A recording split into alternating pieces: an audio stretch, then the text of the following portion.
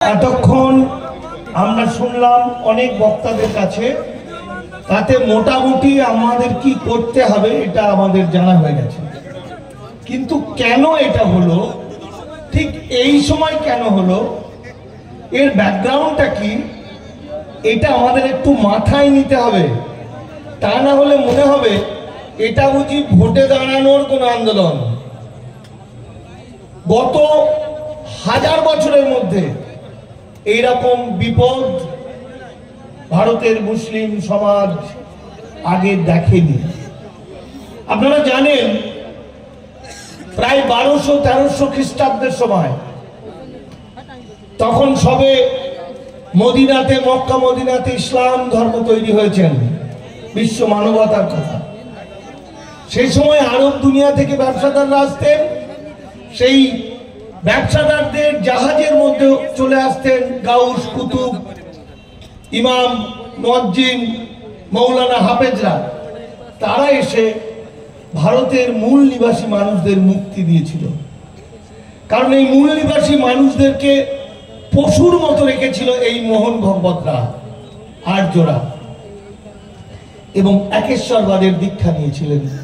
তখন আমাদের এই ভারতের মূল নিবাসীদের একটা অংশ, যাদের ছায়া মারাতো না, এই মতুয়া, এখানে প্রচুর মতুয়া আছে, এক সময় তাদের গলায় একটা ঘটি বেঁধে দিত যাতে থুতুটা বাইরে না পড়ে, আর কোমরে একটা ঝাঁটা বেঁধে দিত যাতে সে ঝাঁট দিয়ে দিয়ে যায়।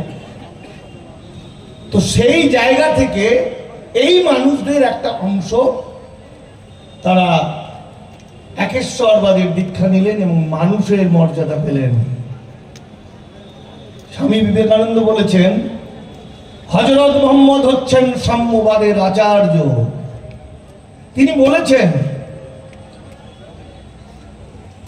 আফ্রিকা থেকে যদি কোনো কৃতদাসকে কিনে নিয়ে আসে কোনো বাদশাহ, আর সেই কৃতদাস যদি গুণী হয়, তাহলে বাদশাহ তার কন্যার সঙ্গে সেই কৃতদাসের বিয়ে দিতে পারে। এটাই ইসলাম ধর্ম। কিন্তু তথাকথিত হিন্দু ধর্ম, মানে মূল হিন্দু ধর্ম না, যেটা আর্যদের মোহন ভগবতের তৈরি হিন্দু ধর্ম, তাতে একটু ছোঁয়া লেগে গেলে গোবর জল নিয়ে স্নান করতে হয়। এতই মানবতার অপমান। আমি আজকে এই জায়গাটাকে বিশ্লেষণ করে বলছি, কারণ এটা একটা খুব গুরুত্বপূর্ণ জায়গা। এটা স্বরূপনগর। কেন বলছি এটা আপনারা জানেন। বিশ্বনবী হযরত মুহাম্মদ বলেছিলেন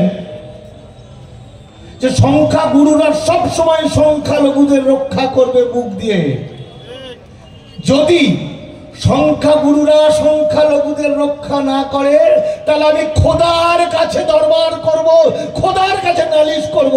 তাই আল্লাহর কাছে সকলে নালিশ করছে, হে আল্লাহ, মুসলমান সমাজকে আজ বাঁচতে দাও, এই ভয়াবহ এই দানবের হাত থেকে এদের রক্ষা করো। আপনারা জানেন, যেহেতু সময়টা আমার কম আছে, একটু ছোট করে বলছি। হঠাৎ করে কেন এটা মনে রাখুন তো, এটা কত সাল? 2025, তাই তো? আরএসএস এর ঘোষণা। 1925 সালে আরএসএস তৈরি হয়েছিল। ভারতবর্ষকে আর্য রাষ্ট্র করার অঙ্গীকার নিয়ে। আর্য রাষ্ট্র মানে হিটলার যে রাষ্ট্র করতে চেয়ে 60 লক্ষ ইহুদিকে হত্যা করেছিল। এখন সেটা 2025, অর্থাৎ সমস্ত আইন কানুন করে নিয়েছে। আর শুধু এখন প্রতিমার চোখ আঁকার মতো শেষ কাজটা চলছে। এটা ভারতবর্ষ